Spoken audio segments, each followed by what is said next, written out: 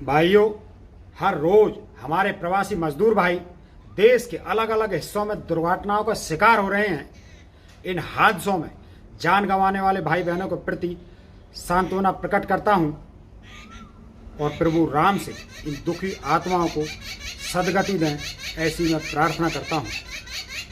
भाइयों, देश भर में कोरोना का कोहराम मचा हुआ है और पहले से खराब हालात से गुजरने वाली देश की जनता की आर्थिक हालात दिन ब दिन गिरती जा रही है।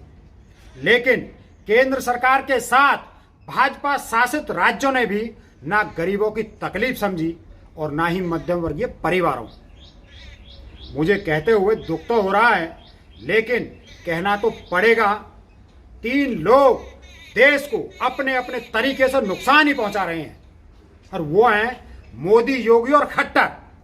जी हां, हरियाणा में मनोहर लाल खट्टर ने अपने सन की प्रधानमंत्री की तरह सिर्फ अमीरों की भक्ति की है, लेकिन गरीब और मध्यम वर्गीय व्यक्ति के लिए इन लोगों के पास कुछ भी नहीं है।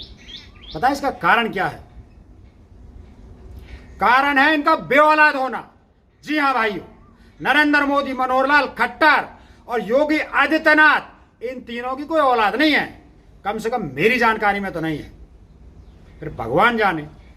इसलिए लोग जानते ही नहीं है कि औलाद कैसे पाली जाती है, औलाद के प्रति माँ बाप की क्या जिम्मेदारी होती है, ये नहीं समझ सकते। एक बच्चे को पालना इस देश में कितना मुश्किल हो गया है, ये गरीब और मध्यम वर्गीय पिता से पूछिए।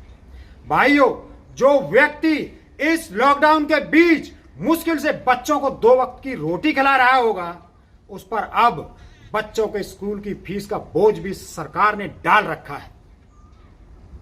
हरियाणा सरकार ने 2020-21 के लिए बजट में 19,343 करोड़ रुपए शिक्षा और खेल के लिए जारी किए, लेकिन घोषणा करने के 1 महीने बाद ही लॉकडाउन लग गया। मतलब अब ये राशि सरकार के पास ही है। जब हजारों करोड़ रुपए सरकार के पास हैं, तो फिर हरियाणा के गरीब और मिडिल क्लास माता पिता से उनके बच्चों के स्कूल की फीस क्यों ले रही है खट्टर सरकार? ये पैसा जनता का ही है, जनता के लिए ही है, तो दे क्यों नहीं देते जनता को? भाइयों, मैं हरियाणा के पलवल क्षेत्र का रहने वाला हूं। यहां का हाल बताऊं तो मुख्यमंत्री खट्टर साहब अपने पहले कार्यकाल में एक डीपीएस स्कूल का उद्घाटन करने आए थे सेक्टर 88 फरीदाबाद में। यह स्कूल है फरीदाबाद के भाजपा नेता का। इनके अलावा पलवल और फरीदाबाद समेत कई भाजपा नेताओं को स्कूल और कॉलेज प्रदेश में और प्रदेश के बाहर भी चल रहे हैं। ये वो लोग हैं जो शिक्षा का व्यापार कर रहे हैं। खैर, मुद्दा ये नहीं है कि ये स्कूल कॉलेज चला रहे हैं। मुद्दा ये है कि इन करोड़पति नेताओं ने अपने स्कूल कॉलेज के बच्चों की फीस माफ क्यों नहीं की? क्या इन भाजपा नेताओं ने किसी बच्चे के माता पिता से कहा कि आप फिक्र ना करें, आपके बच्चों की इस साल की फीस नहीं लगेगी?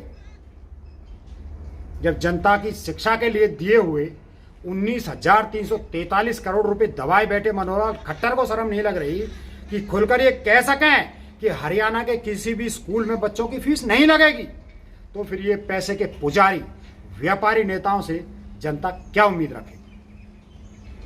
अब हरियाणा की जनता को ये देखना है कि सरकार में गरीबों और मिडिल क्लास के माता पिता की फिक्र करने वाले कितने नेताओं को शर्म आती है। अगर ये हमारे बच्चों की फीस माफ नहीं कर सकते, तो हमारी और आपकी क्या मदद करेंगे साथी? क्या कोई भाजपा नेता अपने दम पर अपनी ही सरकार के खिलाफ आवाज उठाकर यह कह सकता है कि बच्चों की फीस माफ की जाए? क्या किसी भाजपा नेता में गरीबों के लिए आवाज उठाने की हिम्मत नहीं है? क्या किसी भाजपा नेता को मिडिल क्लास की बेआवाज तकलीफ नहीं सुनाई देती? क्या किसी भाजपा नेता को इस महामारी में पैसे कमाने की सोच पर शर्म नहीं आ रही? क्या किसी भाजपा नेता में इतनी हिम्मत नहीं है कि वो कम से कम अपने स्कूल कॉलेज में पढ़ रहे बच्चों की फीस माफ कर दे? क्या इन नफरत के पुजारियों और करोड़पति भाजपा नेताओं के पास हरियाणा के मध्यम वर्गीय लोगों के लिए सिर्फ झूठे वादे हैं? क्या हरियाणा के नागरिकों की मदद करने के लिए इनके पास केवल जुमले ही बचे हैं। कितनी बड़ी बिल्डिंग खड़ी है घर की, और उससे भी बड़ी बिल्डिंग स्कूल और कॉलेज की, लेकिन इनमें रहने वाले नेता बिल्कुल छोटे निकले। ना इनका दिल बड़ा है, ना इनकी सोच बड़ी है।